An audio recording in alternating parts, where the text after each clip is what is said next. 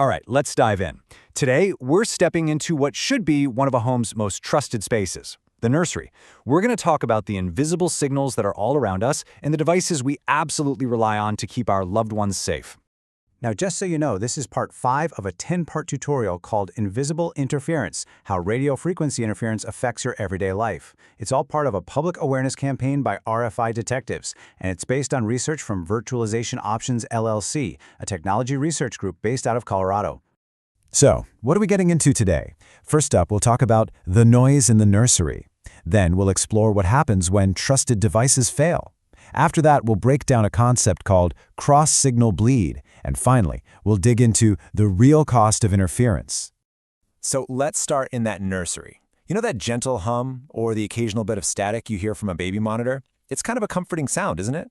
It tells you the device is on, it's working, and you're connected.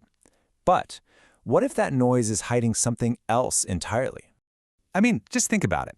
We fill our homes with all this smart technology that's designed to give us peace of mind. You've got smart speakers that can play lullabies and baby monitors that promise to transmit every single breath and whimper. We install these things with this implicit trust that they're just going to work flawlessly. But here's the big question we're tackling today. What happens when that trust is misplaced? What if the very devices you're counting on for security are actually vulnerable to a problem that you literally cannot see? And that leads us right here. Let's talk about these vulnerable guardians. It's a great way to put it, right? These are the electronic watchdogs of our homes. But the thing is, they can, and sometimes do, fail in some really surprising ways.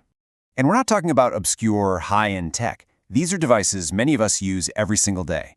We're talking about baby monitors, for sure, but also smart speakers and a whole host of other Internet of Things, or IoT devices. You know, all those gadgets that make up our modern connected homes. Well, it turns out they all share a potential weakness. So what is this weakness? This gets us to the absolute heart of the matter for today's explainer, something called cross-signal bleed. The best way to picture it is to imagine an invisible eavesdropper just lurking in the airwaves of your home. Let me ask you this straight up. When you listen to your baby monitor, you assume you're hearing your baby's room. But what if you're not? What if those sounds are actually coming from somewhere else entirely, like your neighbor's house, or a passing truck's CB radio, or even another device in your own home? Now let's break down exactly what that means, because the concept is actually pretty simple. Cross-signal bleed is what happens when the radio signals from one device kind of leak out and get picked up by another one by mistake. The analogy here is perfect. It's just like hearing a muffled conversation through a thin wall. Your baby monitor is basically the ear pressed against that wall, and it might be picking up signals it was never meant to hear.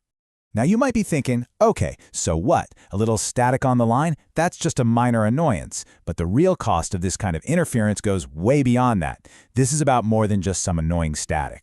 Here's the most crucial point. When one of these devices is compromised by interference, it creates a false sense of security. You believe you're monitoring your child's safety, but what you're actually hearing could just be meaningless noise. And that silence from the monitor? It might not mean your baby is sleeping peacefully. It could mean the signal has been completely lost. And it works both ways. If your monitor can pick up other signals, what's stopping another device from picking up yours? The private sounds of your home, your conversations, your child crying could be unintentionally broadcast to anyone with a device that happens to be on the right frequency. That is a profound breach of privacy. This really nails the core issue. There's a line from the research that puts it perfectly. The technology is invisible, but its failure is anything but. You can't see the radio waves, but the impact of a failed signal, a missed cry for help, a private moment made public, that is very, very real. So what's the takeaway here? It's not about throwing away your technology. It's really about being smarter than our smart devices. The first and most powerful line of defense is just awareness. Simply knowing that this risk exists is the first huge step toward making informed choices and recognizing when something doesn't sound right. So we'll leave you with this final thought. Every wireless device in your home is having a constant, invisible conversation. The question is, in all that chatter of signals flying back and forth, do you really know who might be listening?